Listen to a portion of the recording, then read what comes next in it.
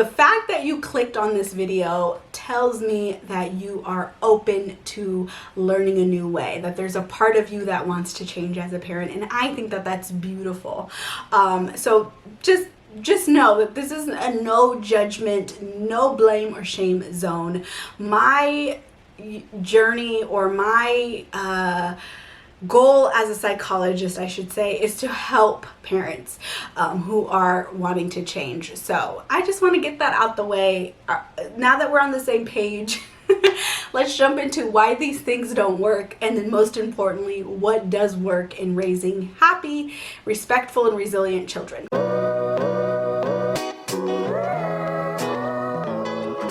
Okay, first things first, I have a special announcement to share with you guys. I'm so excited. I will be doing free training in January, all on how to get your child to listen to you without yelling. So if that sounds like something you'd be interested in, which if you're interested in this video, you'll probably be interested in this training, click the link in the description to grab your seat. The training is completely free, and I can't wait to connect with you over there. Okay, so let's get into the video. Let's talk about why yelling, threats, bribing, spanking, all these things, why they don't work, and then most importantly, what does. So yelling one is something that I think all of us parents do from time to time. Now, some of us do it more than others, but we all kind of lose it from time to time. And if, you're saying, no, I don't, Jasmine, no, I don't. Okay. One, I need your secret sauce. But here's the thing. When we're yelling, we're doing it out of anger, obviously. We're doing it because we are on autopilot. We are doing it as an automatic response that we have not thought through. And the reason why we may continue to yell is because oftentimes it works in the short term, right? It works to get our child to pay attention and listen to us. But then what happens over time is that your child burns out on that, right? They're like, whatever, mom or dad always yells. It gets old really fast.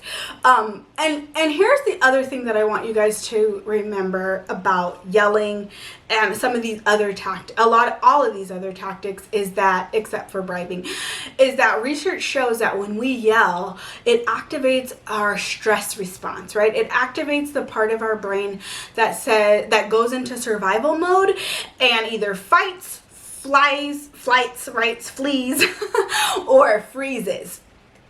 And what's most important to realize in this mode is that the part of our brain that's involved in learning and logical thinking and all of that good stuff is offline, because our main purpose is to survive. So when you yell at your kids, they're no longer learning, right? They're no longer reflecting on their behavior. They are solely focused on how to survive that moment because they perceive you as a threat, right? Their brain goes into this stress response that is completely automatic and biological in nature, right? Because fundamentally, as humans, we are designed to survive. So when our brain picks up threat, which yelling is a threat, then all bets are off. We are in survival mode. Another thing, in extreme cases, yelling models bullying behavior, which I'm sure that's not what you want to teach your child, right? You don't want to teach your child that in order to get our needs met in relationships that we must yell and be the aggressor and bully people, right? Another thing, so let's talk about threats. Threatening your child. That doesn't work because oftentimes these are empty threats. We're not really going to follow through with what we've said we were going to do. Like, okay, if you don't put on your shoes, we're not going to the birthday party. Well, often that's not really true, right? You're not really going to follow through with that. The other thing, and what happens as a result of that is then your child comes to not trust in your word. Then they're really not going to listen to you because they're like, you've said that, or you've told me something similar and it didn't happen. So why should I trust you now? Why should I even take what you have to say as truth? And the other thing is that threats erode the parent-child relationship, right? I always talk about how our relationship with our child is really our best parenting tool, right? That is the foundation of parenting, is building a strong relationship with our child. Well, when we yell, when we threaten, when we spank them, we are eroding the relationship. And what that comes to result in is that our child begins to resent us. They begin to focus on hating us, right? And all of the things that they don't like about us. And also they begin to focus on all of the things they dislike about themselves, because they really internalize what we have to say really powerfully. But in terms of the parent-child relationship, they are now more focused on resenting us and focused on, us being the mean parent and us not, them not liking us, and less on really reflecting on the choices that they're making, right? Which is really the point of discipline, right? Discipline means to teach. And our purpose when we are disciplining our child is to get them to reflect on their choices. And our job as parents is to work ourselves out of a job, right? We want our child to, the purpose of discipline is to then raise a child who is self-disciplined, right?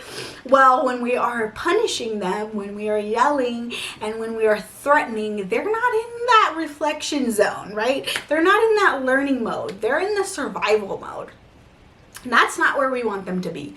And also they might be focused on, well, what is in it for me? Okay, I didn't want to go to the birthday party, so why should I even put on my shoes now? So again, it's not good. And that kind of brings me to and leads beautifully into bribes. Why bribes don't work. Well, oftentimes we're doing this out of autopilot mode. We're doing this as impulsive in the moment. We're just like desperate for something. We're desperate for them to just listen to us. So we just kind of say something. We try to bribe them into complying with us, right? And the problem is that it doesn't come with forethought, right? It doesn't come with a lot of planning. And then it makes the child feel more powerful. They're really in control, and that's really what it is, right? We are so desperate to get them to comply that now they're in the driver's seat. Now they're in control of this whole thing. And it's not to say that children shouldn't have control and power. They absolutely should, and they need to have a healthy dose of power. But bribes are not a good way to go about it, because it creates this for that arrangement, right? Well, what's in it for me? Again, going back to what I said about threats, right? What's in it for me? Is it worth stopping my behavior? Or then they come to learn that I have to do this thing, this misbehavior, in order to, really wear down my parent and get them to start, giving me things. So again, we don't want to be in this arrangement with our child. It doesn't work long term. Again, these are all things that are short term, that work in the short term, but they don't lead to long-term results, the long-term results that we really want, right? And I think that's so important to think about when we're thinking about parenting, is like playing the long game and really reflecting on, okay, what do I want my child to learn from this, right? Ideally, what is parenting success to me, right? How will I know when my child is an adult that I've succeeded? And oftentimes it's when they make good choices, they have a good sense of responsibility, of self-discipline. Again, these short-term tactics, they don't lead to these long-term values and, our goals as parents. And let's get into spanking. Why does spanking not work? Here's the thing. I believe that all children have a right to be free of violence, especially from adults that they trust, right? Especially from the people that they are counting on to keep them safe. I believe that all children should be free of violence, fundamentally. And I think that any parenting strategy that inflicts fear, that inflicts pain, bodily pain or psychological pain, is harmful, and I would never recommend it. And is counterproductive, essentially, right? It's counterproductive to raising happy, resilient, respectful children. and it's counterproductive to our goals. I don't think we are trying to raise bullies, right? I don't think that's our aim as parents, but that's really what's going to happen, right? I don't think we're trying to raise children who don't have good self-esteem, but that's going to happen. I don't think we're trying to raise children who are always stuck in survival mode, but that's what's going to happen when we use these tactics. And because the common internal response for children when they are inflicted with pain, whether that's psychological or whether that's through their body, is they think things like, I am bad, I'm a bad kid, I can't do anything right, my parents are mean, they feel terrified, their body hurts, of course. They are more focused on feeling alone and worthless, essentially, because they look up to us, right? They're counting on us for cues on how to think about themselves, how to think about others, and how to think about the world in general. They get a lot of those cues and those lessons from us. So the way that we treat them tells them a lot about how they should come to think of themselves, right? So if we treat them like their feelings don't matter, right? Like their body doesn't matter, then that's what they're going to come to believe about themselves. And it is so confusing for children when we inflict violence on them and pain on them, because on one end, biologically, we are designed as humans to avoid pain, right? To survive. And on the other hand, for children, they count on us to keep them safe and to help avoid pain. So when we are the abuser, they are terribly confused and in a lot of terror because they want to avoid pain, but they can't. They're avoiding the person that they're counting on to keep them safe, if that makes sense. And so where do they go? What do they do, right? And this is, the cycle of trauma, right? Essentially. And so, yeah, I could go on and on and on, and I'm happy to create another video about this, but it doesn't work, right? And then what happens too is we come to feel really guilty in our parenting, right? We come to then believe we're bad parents and we're bad, and that doesn't do anything but just create this negative cycle. So these things just don't work. They don't work for our kids, of course, and then they just don't work for us as adults in the relationship. Other things that I'm not a fan of are isolating children for long amounts of time, humiliating, using sarcasm or criticism, which sarcasm is just a form of criticism in a joking manner, but kids can't understand sarcasm, and oftentimes the jokes are put down. So just not a fan of those kinds of not really tactics, but interpersonal dynamics there in the parent-child relationship. Now let's get into, most importantly, like what do I think works? What do I think is the secret sauce? And again, like I said in the beginning, no blame, no shame. If you are watching this video, it tells me that you want to change as a parent, and I think that that is beautiful, and I think that it's never too late to change. So if you've done any of these things, just know that, one, you are human, and that a lot of times we come to parent in the ways that we were parented, and that there's always a better way, and there's always time to change, right? It's never too late to change and become the parent that we want. So what is the secret sauce? Well, I created the Parenting Success Blueprint, which is what I walk through the members of my private community, the Mom Sisterhood. I walk them through this process of getting to a point of establishing parent success. And it begins with, there's 5 kind of levels.